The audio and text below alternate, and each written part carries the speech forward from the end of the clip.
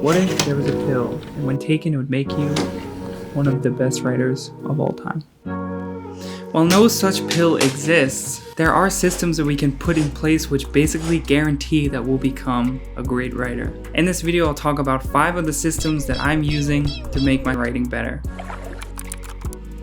The first one being tighten the loop. The loop in this case is the feedback loop. Honestly, this is the piece that I struggle with the most because I always felt like my writing either wasn't ready or wasn't good enough. The tighter that you can get the feedback loop, the faster you will get better. Now, how I went about getting feedback was by creating small, easy to digest pieces of my writing which I could share with people that wouldn't take too much of their time and that I felt accurately represented my voice as a writer. And I went up to a few people and I asked them if we could exchange writing and offer feedback. Another easy way to get feedback is just to post it on social media. Now, this doesn't work for me because I don't have social media, but another way you can do it is actually by paying people.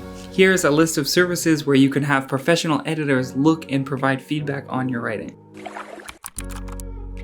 Finding every excuse and opportunity you can to practice writing. For instance, every time I consume something, whether it be a movie, podcast, or a book, I write a review of it. Now, this has a twofold effect where 1, I'm remembering what I'm consuming more, and 2, practicing my writing. Also, daily journaling, where specifically, anytime something interesting happens in my life, which I think can be turned into a story, I add a little S with a circle on the page, and then I'll go back and go into Notion, add it to the list of stories in my backlog. Then when I feel like I have nothing to write about, I can immediately go into that backlog, pick something, and write about it.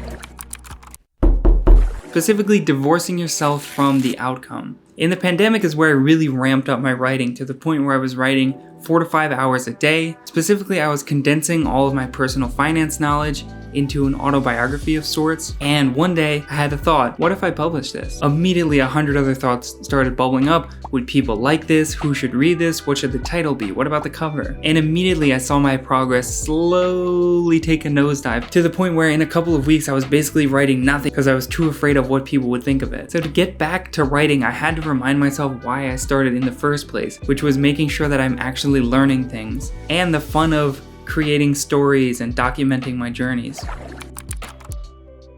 Another way that I started to enjoy writing and write often again was through copy work. Now, people used to learn writing through copy work, whereby basically you would take great pieces of writing and then handwrite them yourself. Nowadays, teachers will just give you a blank piece of paper and a topic and tell you to write about it. If we think about this in terms of musical instruments, we would never just give a kid a saxophone with no sheet music and tell them to just play. So as most of my reading is nonfiction, I picked my favorite nonfiction book, Storyworthy by Matthew Dix, and actually as of 2 weeks ago, I've fully copied the entire book. It took around 100 hours, but I'll say that even after the first week of copying, when I sat down to write again, I found myself being much more intentional with my word choice and phrasing, and using pieces from what I had copied and integrating it in with my own writing. People normally say that you learn writing through reading. And while this is true, if you think about it, when you're reading, you're only spending about a minute per page.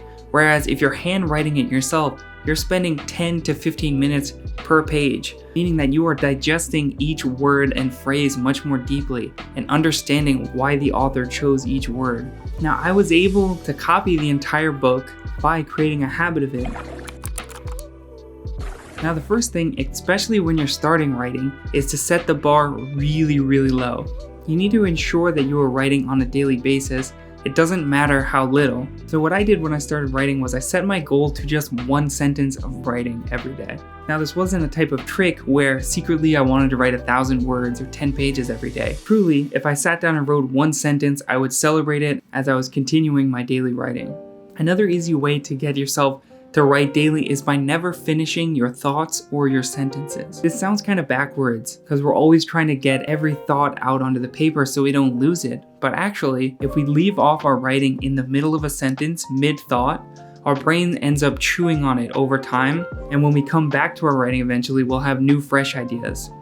And more importantly, you know exactly where to pick up your writing when you come back. Now, this is taking advantage of this effect. Not even gonna try to pronounce it, but basically this is where our brain hates open loops. About 6 months ago, I had a thought whereby for most activities there is a warm-up. When you're exercising, you stretch. Before you sing, you do scales, and before playing an instrument, you play long tones. But I felt like for my writing, it was always just diving right into writing. But I didn't quite know what a writing warm-up would look like until I went to a museum. So it was the Small is Beautiful Museum, where basically it was just a bunch of little miniature art exhibits.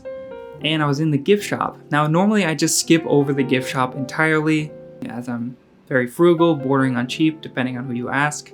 But this time I decided to look around, and I found a book, 642 Tiny Things to Write About. And immediately I thought that this could be the perfect writing warm-up. Blank pages with a prompt on top of it. Now, my daily goal, instead of writing one sentence, is just to do a writing warm-up. And I find that giving myself a little bit of space between when I actually start writing allows me to get my juices flowing, so that when I actually start doing my writing, I'm not brushing off the cobwebs and I can hit my stride much faster. The fifth and final strategy, which has completely revolutionized my writing, is idle time writing. Now, we all have pockets of 5 minutes in between meetings or 10 minutes when you're waiting for someone. Now, we usually spend this time doing nothing or scrolling on our phone, but actually we can use this time to write. Even if it's just writing one sentence, this will compound over time. And this takes advantage of the effect that I can't pronounce that we were just talking about, whereby we always know where to pick up our writing because our session is never definitively finished. Now, it's inevitable that sometimes we won't be able to come up with things to write, and in these moments I've found that the best practice is to reread what we've already written. Now, particularly this works in those 5 to 10 minute gaps. Worst case, this will lead to editing, but best case, new ideas will bubble up and then you'll know what to write about. I hope these tips help at least someone level up their writing. If you enjoyed it, please subscribe for more. Any more videos about habits, how to create them, and how to break them to come. Baby, I don't understand this. Grilled cheese Obama sandwich.